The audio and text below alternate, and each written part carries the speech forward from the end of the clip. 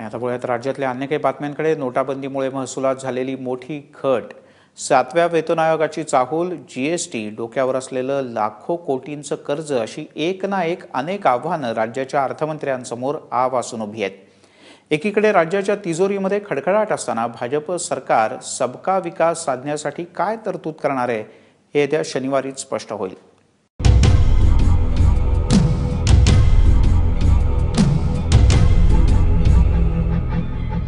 राज्याचे अर्थमंत्री सुधीर मुनगंटीवार शनिवारी अर्थसंकल्प सादर करतील. मात्र तो अर्थसंकल्प महाराष्ट्राची किती आर्थिक प्रगती साधणार असा प्रश्न उपस्थित केला जातोय. कारण महाराष्ट्राच्या डोक्यावर 3.5 लाख कोटींचं कर्ज आहे. अर्थसंकल्पातली 63% रक्कम कर्मचाऱ्यांचं वेतन आणि कर्ज फेडीवर खर्च होते. 7व्या वेतन आयोगाची अंमलबजावणी करायची झाल्यास राज्याच्या तिजोरीवर 15,000 कोटींचा भार पडणार आहे. हायवेलगतची दारूची दुकानं बंद करण्यात आल्यामुळे 10,000 कोटींचं नुकसान अपेक्षित आहे. नोटाबंदीमुळे विक्री कर, मुद्रांक आणि उत्पादन शुल्कांमध्ये शेकडो कोटींची घट झाली आहे. ही आकडेवारी पाहिल्यानंतर अर्थमंत्री खर्चाचा ताळमेळ कसा बसवणार असा प्रश्न माजी अर्थमंत्री जयंत पाटील यांनी उपस्थित केला आहे. एका बाजूने उत्पन्न कमी आणि हातात घेतलेले अनंत प्रोजेक्ट या कात्रीत सरकार सापडलेलं आहे आणि खरंच राज्य सरकारने नव वर्षाचे अंदाज बांधताना नोटबंदीमुळे जी इकॉनॉमी श्रिंक झालेली आहे ती अकाउंट फॉर करूनच बजेट मांडलं पाहिजे. आणि ते जर मांडलं तर मला वाटतं की राज्य सरकारने हातात घेतलेल्या अनेक योजनांना यांच्याकडे पैसे असतील असं मला वाटत नाही. 1 जुलैपासून लागू होणाऱ्या जीएसटी बाबत अद्याप पुरेशी स्पष्टता नाही.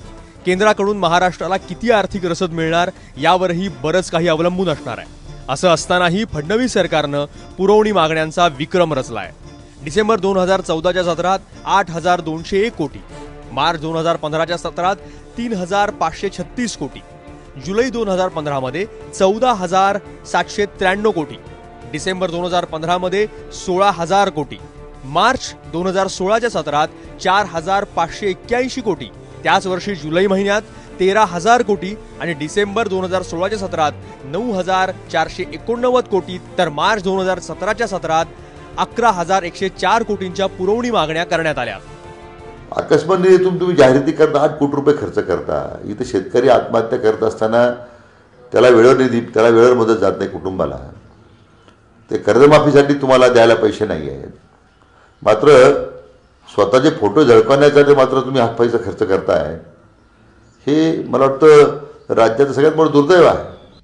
वायफळ खर्च करणारं भाजप सरकार शेतकऱ्यांच्या कर्जमाफीसाठी विलंब का करतंय असा परखड सवाल विरोधकांनी केलाय. याशिवाय सरकारनं घोषणा केलेल्या विविध स्मारकं आणि प्रकल्पांवर सुद्धा खर्च करावा लागणार आहे. त्यामुळे शनिवारी सादर होणाऱ्या अर्थसंकल्पानंतर सबका विकास साधला जाणार का हा प्रश्न अद्याप तरी अनुत्तरित आहे. रश्मी पुराणिकसह ब्युरो रिपोर्ट, एबीपी माझा, मुंबई.